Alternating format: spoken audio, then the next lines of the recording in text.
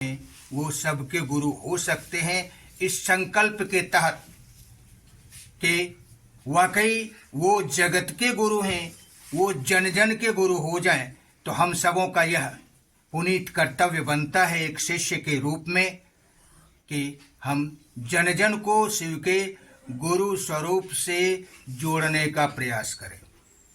और निश्चित रूप से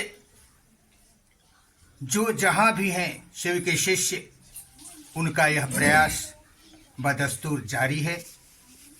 और हमारे यहाँ मैंने पहले ही कहा कि ये बड़ी ही सौभाग्यशालिनी है धरती, और हम सभी बड़े ही सौभाग्यशाली हैं कि जहाँ लगातार नित्य चर्चा 30 वर्षों से चल रही है। साधारण बात नहीं है।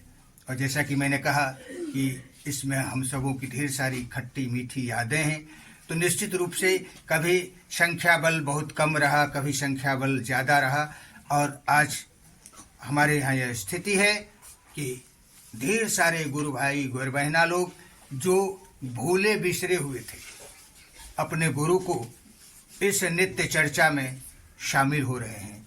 निश्चित रूप से यह महादेव की असीम दया है। बगैर उनकी दया के एक कदम भी आगे नहीं बढ़ा सकता कोई व्यक्ति।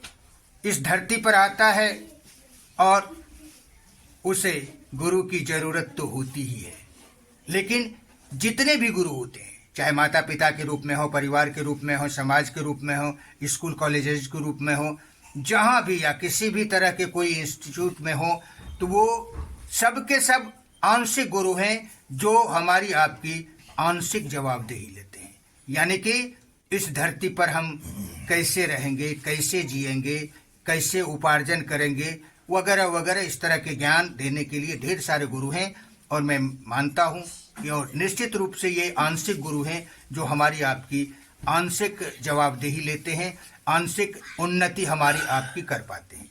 लेकिन हमें आंशिक नहीं, पूर्ण रूप से विकसित होना है। हमें पूर्ण ज्ञान की जरूरत है, और पूर्ण ज्ञान तो कोई पूर्ण गुरु ही दे सकता है। और इसीलिए कहा गया कि आप आध्यात्मिक गुरु से जुड़ें। ये सारे गुरु आपको आपकी संपूर्ण जवाबदेही नहीं लेंगे। जो आध्यात्मिक गुरु हैं, वाकई जो गुरु हैं उस तबके के, या फिर हम लोग तो उस परम गुरु शिव को, जो आदि गुरु, जगत गुरु, गुराधिपति हैं, उनको गुरु मानकर चल रहे हैं। तो इनको अगर अपने जीवन में गुरु के रूप में आप मानकर चलते हैं, तो निश्चित रूप से ये हमारी आपकी संपूर्ण जवाबदेहियों का निर्वहन करेंगे। और गुरु के लिए कहा ही गया है, गुरु के लिए कहा गया है कि ज्ञान शक्ति समारूढ़म तत्वमाला विभूषितम भोक्ति मुक्ति प्रदातारम तस्मै श्री गुरुवे नमः।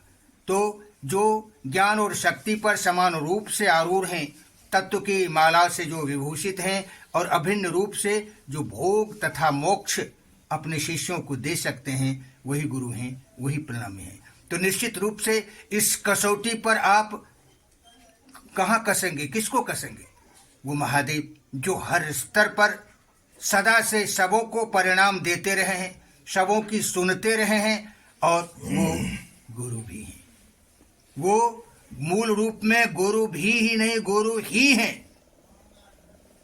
और आज करोड़ों करोड़ व्यक्ति उस परम शिव को अपना गुरु मानकर अपने जीवन में उनकी दया को महसूस कर रहे हैं। और यही वजह है कि वो अनवरत गुरु की दिशा में चल रहे हैं। तो आध्यात्मिक गुरु जब होते हैं तो संपूर्ण जवाबदेही लेते हैं, ये लोक से लेकर परलोक तक। और LIC में कहा जाता है ना, जीवन बीमा। तो चलिए, शिव गुरु ऐसे गुरु हैं, आध्यात्मिक गुरु ऐसे गुरु होते हैं जो इस शरीर के साथ भी जवाबदेही लेते हैं शिष्यों की, और शरीर के बाद भी, शरीर के साथ भी और शरीर के बाद भी, क्योंकि हमारी आपकी यात्रा इसी धरती पर मात्र इस शरीर में ही नहीं है, शरीर के उपरांत भी हमारी आपकी यात्रा है। चूंकि हम उस परमात्मा के अंश हैं।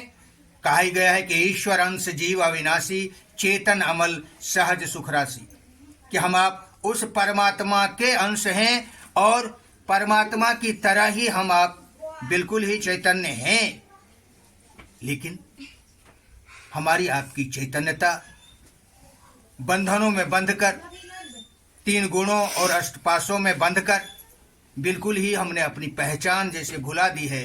चलिए, हमें हमारी पहचान दिलाने वाला कोई सही हो तो निश्चित रूप से वो परमात्मा ही हो सकते हैं, परमेश्वर ही हो सकते हैं, महेश्वर ही हो सकते हैं, और उनसे बड़ा गुरु तो कोई हो ही नहीं सकता। जो से हमारी सबसे ज्यादा निकटता है, उन्हीं से हमारी आपकी दूरी बढ़ गई है। अध्यात्म का मतलब ही है आत्मा के निकट। अधि जो आत्म, अधि उपसर्ग है जो निकटता का बोधक है, और अध्यात्म का मतलब होता है आत्मा के निकट होना या आत्मा का अध्ययन करना। और आत्मा को अगर जान गया, आत्मा को अगर कोई समझ गया, तो परमात्मा को समझने में क्या देर लगेगी, क्योंकि उसी के अंश हैं। अंश को जान लिया तो पूर्ण को जानने में भी कोई दिक्कत नहीं है। सोने की ईंट को पहचानना मुश्किल नहीं होगा अगर किसी ने सोने के टुकड़े को भी देखा है, सोने के अंश को भी देखा है, परखा है, तो निश्चित रूप से सोने की ईंट को भी वो पहचानेगा। आत्मा और परमात्मा में मात्र पोटेंसी का फर्क है, मात्र क्षमता का फर्क है, लेकिन दोनों एक ही हैं। आध्यात्मिक गुरु हमें हमारी पहचान दिलाते हैं, और जिसने स्वयं को पहचान लिया उसने उस परमात्मा को भी जान लिया, और जो इस स्थिति में गए उन्होंने बिल्कुल ही खुले स्वर में कहा कि शिवोहम शिवोहम शिवो केवलोहम। हमारे वरेण्य गुरु भ्राता साहब श्री हरीन्द्रानंद जी, जो अब शरीर में नहीं हैं, उन्होंने इस धरती पर महती कृपा की, और मैं समझता हूं कि पूरा जगत उनके इस ऋण से उऋण नहीं हो सकता। और आज यह सौभाग्य अगर मिला हुआ है हम सबों को, तो यह उन्हीं की देन है। आज हमारे आपके नाम के साथ शिव शिष्य जुड़ रहा है। शिव शिष्य अपने आप को कह रहे हैं, यह साधारण विशेषण नहीं है, लेकिन सिर्फ विशेषणों से काम नहीं चलेगा। विशेषण अगर लगा है तो हमको कुछ विशेष करना होगा। विशेष से मतलब है कि जो आदेश गुरु की तरफ से हमारे आपके लिए आया हुआ है कि आप जन जन को शिव के गुरु स्वरूप से जोड़ें, और जो इस कार्य को अंजाम देगा, जो जितनी ही संजीदगी से, जो जितनी ही संवेदनशीलता से, जो जितने ही मनोयोग पूर्वक इस कार्य को संपादित करेगा, निश्चित रूप से वह उतना ही ज्यादा गुरु की दया का पात्र होगा, इसमें कतई संदेह नहीं। और करना क्या है? अपने शिष्य भाव के उन्नयन के लिए, अपने शिष्य भाव के उत्थान के लिए बस हमारे वरेण्य गुरु भ्राता साहब श्री हरीन्द्रानंद जी के द्वारा प्रदत्त इन 3 संपर्क सूत्रों को करना है। पहला सूत्र, दया की याचना करनी है। मन ही मन या बोलकर किसी भी समय कहीं भी मन ही मन आप अपने गुरु से दया की याचना करें कि हे शिव, आप मेरे गुरु हैं, मैं आपका शिष्य या आपकी शिष्या हूं, मुझ शिष्य या शिष्या पर दया कर दीजिए। कुछ भी करते हुए मन ही मन ये वाक्य आप दोहरा सकते हैं। और चूंकि ये संपर्क का सूत्र है, आप इन सूत्रों पर चलेंगे तो आपका संपर्क आपके गुरु से होगा। और जब संपर्क बनेगा, जब संपर्क बढ़ेगा, तो संबंध भी बनेगा। और जब संबंध बनेगा, वैचारिक तल पर जब परिणाम मिलते हैं, और अगर संबंध बन गया, उनसे निकटता हो गई, तो समझिए कितने परिणाम मिलेंगे। यह तो विचारने की बात है। दूसरा सूत्र है जिसके तहत हम आप बैठे हुए हैं, या विगत 30 वर्षों से यहाँ पर जो ये कार्य चल रहा है कि दूसरों को भी आप शिव शिष्य के रूप में शिव गुरु से जोड़ने का प्रयास करें। और उसके लिए माध्यम है चर्चा, विचार, शिव गुरु संदर्भित विचार। यानी कि आपने जो कुछ भी महसूस किया अपने गुरु को, आपने अपने शिव शिष्य जीवन में गुरु की दया को जो भी महसूस किया है, उसके आधार पर आप दूसरों को भी कन्विंस करने का प्रयास करें, दूसरों को भी जोड़ने का प्रयास करें, दूसरों को भी जुड़ने के लिए प्रेरित करें।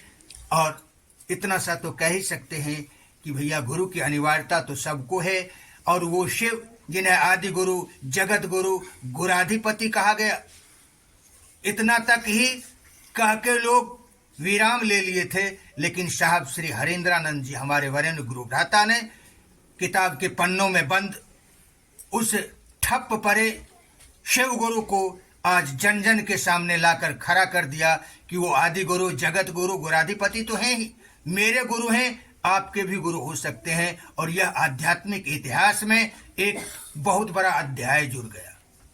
आज उस परम गुरु शिव को अपना गुरु मानकर ढेर सारे लोग अपने जीवन को धन्य बना रहे हैं, और दूसरे के भी जीवन को धन्य बनाने के लिए उन्हें प्रेरित करके शिव गुरु से जुड़ने का काम कर रहे हैं। और तीसरा सूत्र है नमः शिवाय। पंचाक्षरी मंत्र के द्वारा अपने गुरु शिव को प्रणाम निवेदित करना है। इसके लिए आपको समय मिले, फुर्सत में हो तो चलिए उस समय करमाला या रुद्राक्ष की माला के माध्यम से 108 बार आप नमन कर लें, या फिर उठते बैठते सोते जागते कहीं भी जाते आते मन ही मन नमः शिवाय करें। श्वास प्रश्वास पर गुरु की दया से ये मंत्र चढ़ता है, या आप सायास प्रयास से भी नमः खींचें, शिवाय छोड़ें, यानी कि आप एक्सहेल करें शिवाय और इनहेल करें नमः, नमः शिवाय।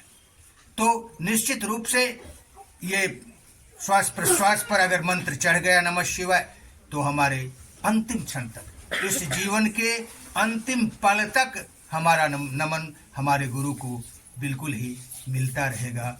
और यह हमारे लिए सबसे बड़े सौभाग्य की बात होगी। चलिए आज 30वीं वर्षगांठ पर मिल बैठकर हम अपने संकल्प को और भी ज्यादा मजबूती दें।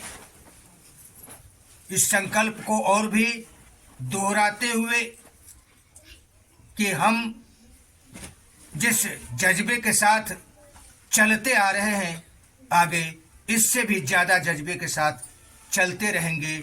चाहे जो भी विघ्न बाधाएं आए, हम उन सबों को बिल्कुल ही पार करते चलेंगे गुरु की दया से। और अंतिम में मैं यही कहूँगा कि दुनिया कुछ भी कहे, ना रुके ये कदम, आए तूफान भी तो बढ़ते जाएंगे हम। इन्हीं विचारों के साथ अपनी चर्चा अपने गुरु के चरणों में समर्पित करते हुए आप तमाम लोगों को प्रणाम करते हैं।